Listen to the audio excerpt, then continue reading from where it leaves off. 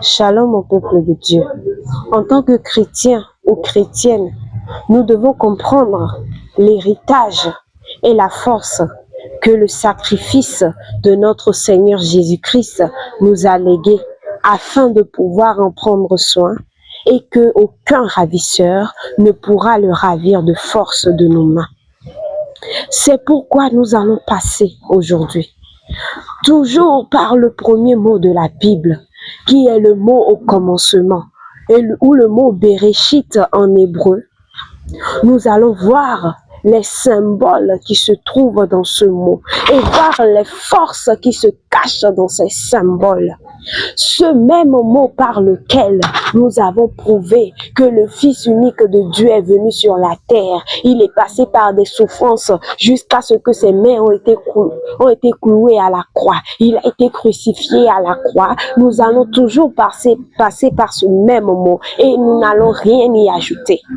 Nous allons passer par ce mot et nous allons décortiquer les symboles et les forces qui se cachent dedans. Que Dieu te bénisse. Suis-moi pour le décodage. Le mot au commencement se dit en hébreu Bereshit. Bereshit. Et le mot Bereshit a plusieurs dimensions en hébreu.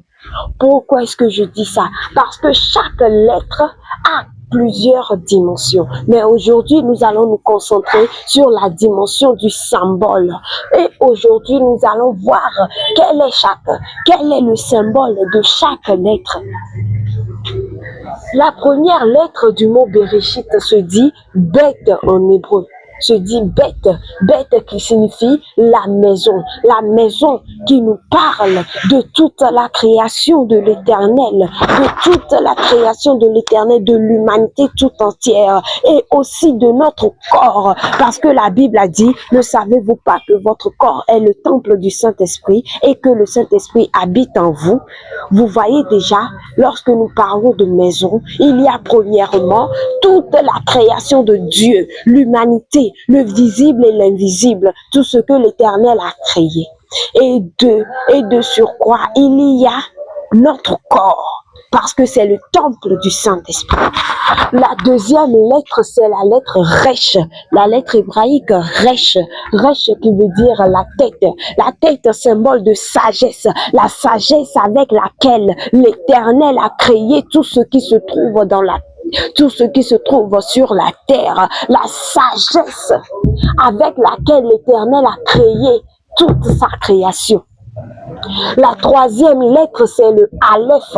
Aleph, c'est la première lettre de l'alphabet hébraïque. Son symbole, c'est le taureau, la tête du taureau, symbole de force, symbole de leadership, symbole d'enseignant. La quatrième lettre, c'est le Shin, qui a pour symbole le feu. Le feu dans lequel Jésus-Christ est passé. Et nous tous, quiconque accepte que Jésus-Christ est venu sur la terre, passé par des souffrances, passé par le feu, pour que, jusqu'à ce qu'il ne soit crucifié à la croix, cette personne, ce feu devient un feu du Saint-Esprit qui le garde. Ce feu devient le feu du Saint-Esprit qui le protège de tous ses adversaires. La cinquième lettre, c'est le Yud. La lettre Yod, c'est la plus petite lettre de l'alphabet hébraïque qui a pour symbole la main. La main pour nous parler de puissance, de la force. Pourquoi? Parce que la parole de Dieu nous dit que Dieu même a dit à Moïse, tu verras maintenant ce que je ferai à Pharaon. Une main puissante l'obligera à les laisser aller. Une main puissante l'obligera à les laisser partir, à les chasser de son pays. La main puissante de l'Éternel qui devient protection sur ses enfants et qui devient une main puissante contre les adversaires. La sixième lettre, c'est le Tav. Le Tav a pour symbole la croix. La croix qui nous parle de l'accomplissement. La croix, l'accomplissement, la marque. Alors, quiconque accepte le joug du Seigneur Jésus-Christ, qui est que Jésus-Christ est venu sur la terre. Il est passé par des souffrances. Il a été crucifié à la croix pour le salut de l'humanité, pour le pardon de mes péchés, pour le pardon de vos péchés, pour le pardon de nos péchés. Alors, le âme qui est ici devient une marque de Jésus-Christ, une marque que Jésus-Christ lui-même fait sur le front de cette personne. Et alors, cette marque devient une protection sur toute la personne, afin que lorsque la personne passe, il n'y a plus de mal. Cette personne devient imprenable, insaisissable.